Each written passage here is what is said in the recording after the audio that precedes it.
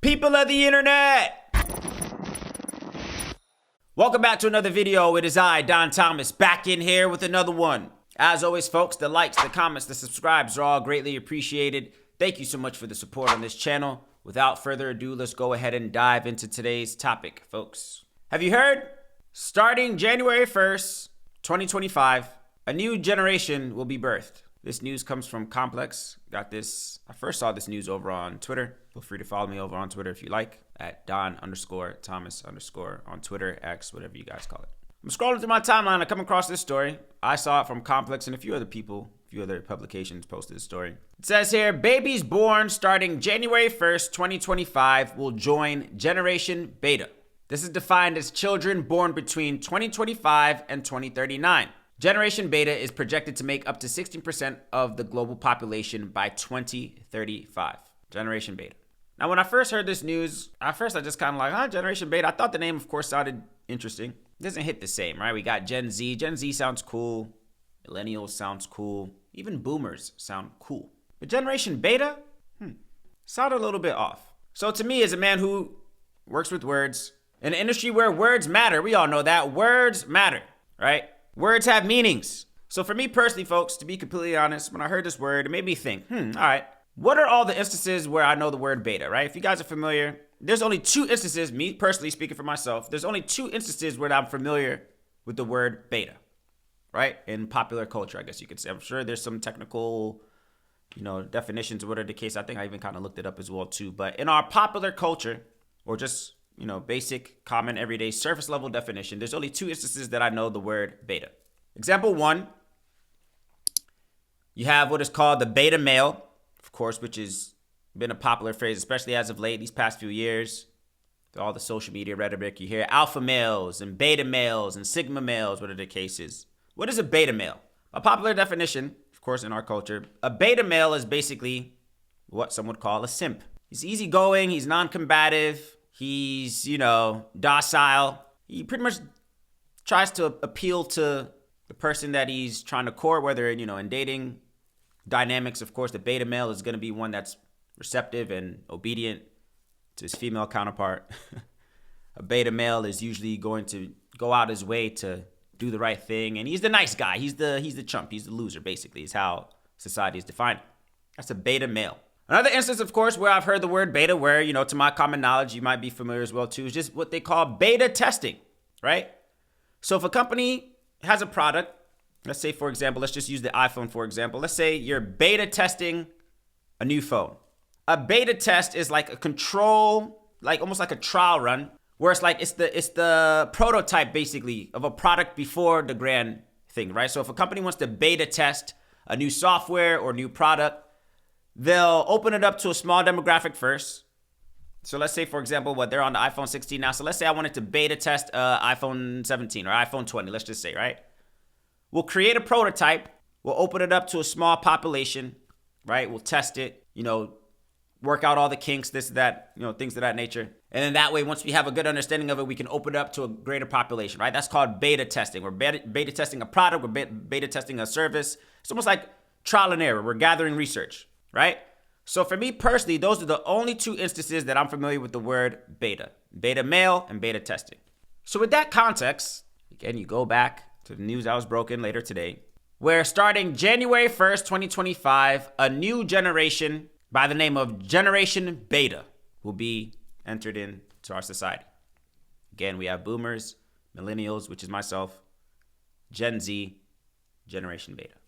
Like, whoa, what are you getting at, bro? What do you mean, man? Sounds pretty straightforward to me. What are you getting at, bro? What are you insinuating?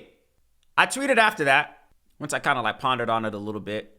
I said here, Generation Beta sounds like a name you would call a test trial species that's half human, half robot, in my personal opinion. Generation Beta, to me, sounds like the name you would call a test trial species that's half human and half AI robot. Oh, man, you sound like a conspiracy theorist, man. Lay off the movies, man. Lay off the sci-fi flicks, man. Lay off the dystopian movies, man. Relax, bro. It's just a name. It's just a name. You watch too many movies, man. Stay out the rabbit hole, bro. Okay. Me, folks, like I said, in my line of work, as a copywriter, I used to do content writing and stuff. Yeah, the words matter. You can't just use words. Words have meaning. Now, if you ask me, in my personal opinion, something sounds a little bit off. Now, I thought what was interesting as well, too, another thing that kind of jumped out to me, which also kind of like, in my personal opinion, it kind of like solidified some of my theories that I've usually shared on this channel a lot of the time as well, too. Just the time frame of what is considered Generation Beta. Generation Beta is from the time span of 2025 to 2039. Article also predicts that by 2035, this generation will make up 16% of the population. 2025 to 2039. Now, if you're a frequent viewer of this channel or you're new to this channel, you may or may not be aware that I, for some years now, have had a theory that starting from 2025 to 2035, we're in for some drastic changes. We're in for what I would believe is societal decay, as some would say. I do think we're going to start seeing things within that time frame, 2025 to 2035, where things are not going to be necessarily normal.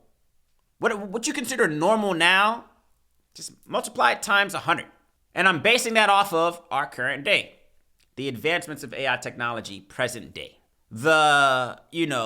All these companies, what Elon's trying to do with the Neuralink chip, what Musk was trying to do with, the metaverse. So many different technological advances that we've been beta testing these past few years. And I feel like 2025 and beyond might be the years where we start seeing some of those things coming a little bit more to the forefront. So is it a reach? Is it a stretch? If you, based off what you know, based off the movies that you see, because again, I say this all the time, some of us, sometimes we're too quick to dismiss these movies. You watch these shows, you watch these movies, and some of you take it at face value. It's just a movie, so you just keep it pushing. Me, I watch movies and I watch shows and I take notes. I take notes. I look for the underlying message. What's the moral of the story? So for me, based off what we know, based off what we've seen, you start talking to me about a generation beta from the time span of 2025 to 2039, along with all the technological advances that we currently know at this current moment as well too, in our present day. Is it a stretch in what I said? Is it a stretch to believe that this might be the generation that will be integrated with AI technology? I don't know if you guys are aware. There's a guy named Ray Kurzweil. I'm pretty sure I spoke on him before. If I haven't, I probably will. Ray Kurzweil is a gentleman, of course. I know I spoke on. There's a demographic of people out there that are tampering with the idea of eternal life, humans living forever, right? And they're theorizing by the year 2030 is when they'll try to implement that into our society. So it's like, again, going back to just how I view the world, I'm sure how you view the world as well too, because y'all are all smart people, man. Is it a stretch to assume that, hey man, this generation that's coming up behind us, what's going to be their norm? What's going to be their brain capacity and functional capacity? What does life look like for a generation being raised between 2025 and 2039?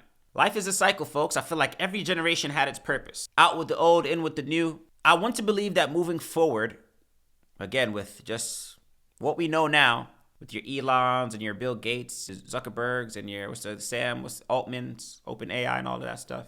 Is it a stretch to say that maybe there are people out there that are trying to merge human and robot? I don't think so. So again, man, cute little kid that they use as a graphic here. Been hearing about iPad babies and, kids that are glued to their devices. You think that's going to get better or worse? You're already hearing stories about people trying to integrate chips in their hands so you can scan it at the register to pay for your groceries and implement chips in your brain to be one with the internet. These are conversations that we're having now, present day. That's no conspiracy. That's now. And I did have a conversation with a few people on Twitter as well too, who also kind of share my thoughts as well too, and believing that this does sound like a name of a generation that's merged with robots. Another girl says here, Gen Z to Gen Beta is weird, like people robots or something, says Lyrics Poetic. So in response to me saying that Generation Beta sounds like a name you would call a test trial species that's half human, half AI robot, got a response from a girl, Mariana, on Twitter. She says, right? Generation Beta does sound like something straight out of a sci-fi movie, like the prototype for a new hybrid species. Who knows? Maybe it's the next step in humanity's evolution or an experiment. In which I responded, exactly, that seems like the direction we're heading in. I think there's an agenda at hand to kill us off and make way for this new species. In which she then responds, totally agree. It feels like there's bigger agenda at play with all these changes happening so quickly, it's hard not to wonder if we're being pushed aside for something else, maybe a new, more controlled future. So I'm not alone in these thoughts.